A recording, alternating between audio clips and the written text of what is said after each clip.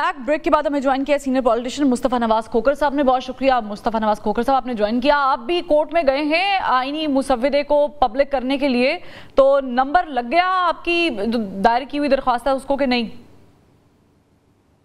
जी बिल्कुल, आज office objections उस पिटिशन पे मेरी कुछ लगे थे। वो जस्टिस आमिर फारूक साहब की अदालत में हम पेश हुए, मेरे वकला पेश हुए और very graciously justice Aamir Farooq साहब ने वो ऑब्जेक्शंस रिमूव कर दिए and he is fixed it for tomorrow. तो यानी हम एक्सपेक्ट कर रहे हैं कि इससे शायद कुछ वो पंजाबी में कहते हैं ना हिलजुल, वो हो सकती है। लेकिन ये जो आपने एक कदम उठाया है, मैं इसके पीछे थॉट प्रोसेस जान सकती हूँ कि आपको कोई शक है हुकूमत की नीयत पे कि वो कुछ बहुत बड़ा काम करने जा रही है, जैसे कि मीडिया पे खबरें भी चल रही हैं? देखिए, शक की बात नहीं है। बुनियादी बात यह है कि आपका मेरा जो ये लोग प्रोग्राम देख रहे हैं, पूरे पाकिस्तान के शहरियों का ये बुनियादी हक है कि वो जान सकें कि उनके बारे में, उनके नाम के ऊपर जो तरमीम लेकर आई जा रही है वो क्या है। क्या उससे उनके इंसानी हकूक मुतासर हो रहे हैं? क्या निज़ाम इंसाफ जो बदलने जा रहा है उसका उनकी जिंदगियों पर कोई इफेक्ट पड़ेगा? अब मिसाल के तौर पर अगर आर्टिकल 199 को आप खत्म करते हैं तो ये एक ऐसा हक है जो हर पाकिस्तानी शहरी को, पाकिस्तान के हर कोने में बैठे हुए पाकिस्तानी को यह हक हासिल है कि जब कभी अगर कोई सरकारी इदारा उसके साथ कोई ज्यादती करता है तो वो उसके खिलाफ रिट लेकर फौरन हाई कोर्ट पहुंच जाता है। अगर आप उस हक को खत्म करने की बात करेंगे तो फिर जाहिर बात है पूरे पाकिस्तान को इस पे तशवीश होगी। और मैं जो पिटिशन लेकर गया हूं इस्लामाबाद हाई कोर्ट के सामने, उसमें मैंने ये कतन नहीं कहा कि पार्लियामेंट का हक नहीं है कानून साजी का और उसको रोका जाए। मैंने ये भी नहीं कहा कि पार्लियामेंट को कोई डायरेक्शन दी जाए, क्योंकि मैं समझता हूं कि ये काम अदालतों का नहीं है।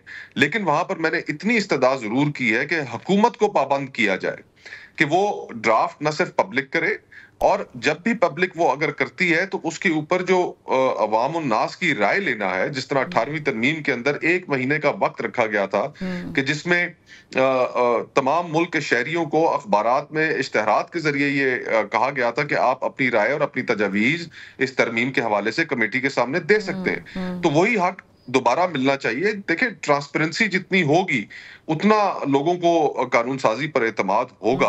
अभी तो ये सूरत हाल है कि आपने इजलास बुलाकर रख लिए और एमएनएज और सेनेटर्स भेड़ बकरियों की तरह आपने वहां पर इकट्ठे कर लिए, जिन्होंने एक लफ्ज भी उस अमेंडमेंट का नहीं देखा। ये तो खुदा खुश रखे मौलाना फजलुर रहमान साहब। आज पेशावर हाई कोर्ट में भी इसको डिस्कस किया गया, तो सवाल ये भी उठा है कि क्या ये आइन में मौजूद है कि इस तरीके से आप before putting on the table आप इसे पब्लिक कर सकते हैं? तो क्या ये पॉसिबिलिटी है? जी, अपने जो रूल्स हैं कौमी असेंबली के, अपने जो रूल्स हैं सेनेट के, वो ये बात कहते हैं। देखिए, ये हकीकत पाकिस्तान के लोगों के सामने लाना जरूरी है। बतौर शहरी हमारा ये हक है कि जाने कि ये हो क्या रहा है। लेकिन डू यू अग्री, क्योंकि हाफिज हमदुल्ला साहब का जो बयान है वो बार बार अटेंशन लेता है, क्योंकि वो कहते हैं कि हुकूमत को टास्क दिया गया है कि या तो आप ये आईनी तरमीम कराएं या फिर घर जाएं। अब कड़ियां जोड़ें तो हुकूमत को भी एट फर्स्ट डे पता ही नहीं था कि मुसव्वदा है कहाँ, किसी ने पढ़ा नहीं था। तो ये आपको क्या कैलकुलेट हो रहा है? देखिए, ऑब्वियसली जब लॉ मिनिस्टर भी ऑन रिकॉर्ड हो और वो भी ये बात करें कि मुसव्वदा उन्हें आखिरी रात मिला, तो फिर तशवीश तो मजीद बढ़ जाती है। और अगर किसी काले थैले में लाकर उनको सिर्फ पकड़ा दिया गया है उनके हाथों में, तो और फिर उसके अंदर इस तरह के भी तरमीम शामिल हो जो आर्टिकल 8 के मुतल्लिक हो, बुनियादी इंसानी हकूक के मुतल्लिक हो, तो ये मामला फिर बहुत दूर तक चला जाता है। ये हमारे वकला कम्युनिटी के लिए बड़ा कंसर्न है इसमें कि आप निज़ाम इंसाफ जिस तरह हम उसको जानते हैं इस मुल्क में, उसको तब्दील कर रहे हैं। सुप्रीम कोर्ट को आप सिर्फ एक अपेलेट कोर्ट बना देंगे क्रिमिनल और सिविल अपील सुनने के लिए।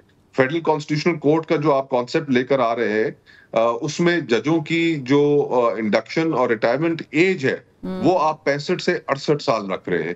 यानी कि आप सुप्रीम कोर्ट से रिटायर हो 65 साल की उम्र में, और आपके लिए एक लालच क्रिएट कर दिया गया है कि अगर आपने कॉन्स्टिट्यूशनल कोर्ट का जज लगना है तो उसके लिए फिर आप हुकूमत की खुशनुदी हासिल करें। तो ये क्या तरीका है कि आप चीजों को छुपा क्यों रहे हैं? आप सामने लाइए, और हुकूमत जब भी इसको सामने लाए उसको कंसल्टेटिव प्रोसेस जो पार्लियामानी हुकूमत को वाकई टास्क दिया गया है मुस्तफा नवाज खोखर साहब? जी हाँ, देखिए, टाइमिंग बड़ी अहम है।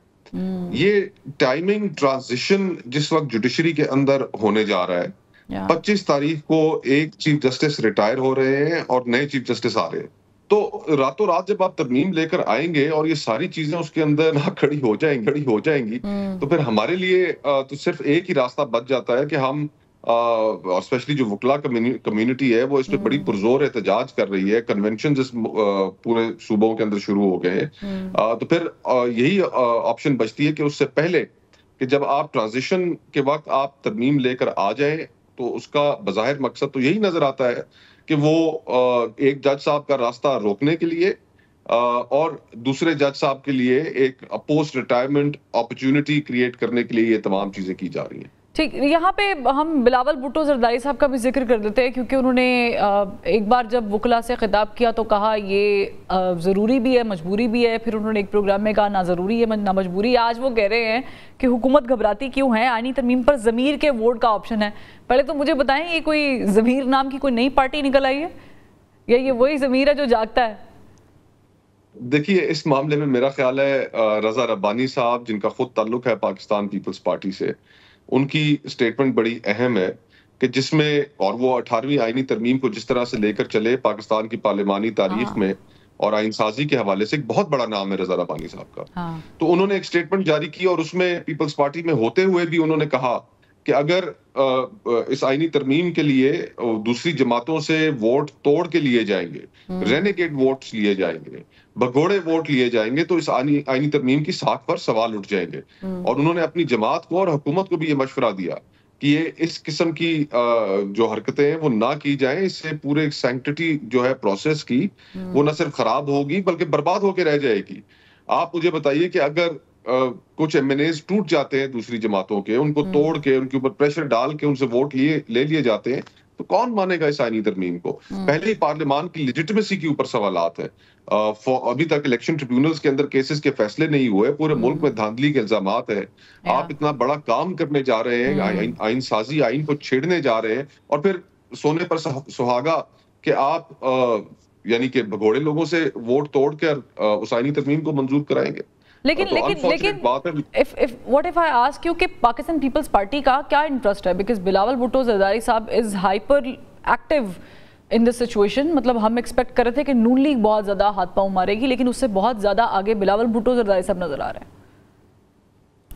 اور یہ میں سمجھ نون لیگ نے ساری کی ساری اپنی ناکامی کا جو تاج ہے وہ کامیاب حکمت عملی سے پیپلز پارٹی کے سر پہ سجا دیا ہے. یہ آپ ان کی ناکامی سمجھ رہے ہیں یا پیپلز پارٹی کی چلاکی بھی ہو سکتی ہے؟ پیپلز پارٹی میرے خیال میں ٹریپ میں آئی ہے اس میں. پیپلز پارٹی دیکھیں نا, حکومتی وزیر آپ کو کوئی نظر آتا نہیں ہے اس ترمیم کے حق میں بات کرتے ہوئے. لا منسٹر کہاں ہے؟ کہیں لا منسٹر کا آپ کو بیان نظر آیا؟ لا منسٹر پچھلے 2 ہفتوں سے غائب ہے. اور ساری کی ساری جو موو ہے وہ بلاول صاحب کر رہے ہیں. ان کو کیا ضرورت تھی؟ میں یہ بالکل سمجھنے سے قاصر ہوں کہ مسلم لیگ نون کے ایجنڈے کو لے کر, ایک ناکام ایجنڈے کو لے کر وہ آگے چل پڑے.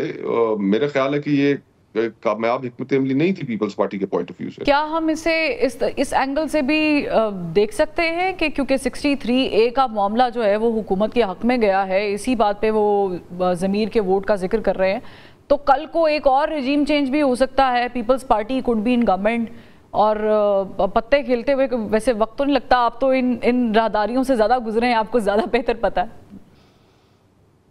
ہزاروں خواہشیں ایسی کہ ہر خواہش پہ دم نکلے, بہت نکلے میرے ارمان لیکن پھر بھی کم نکلے.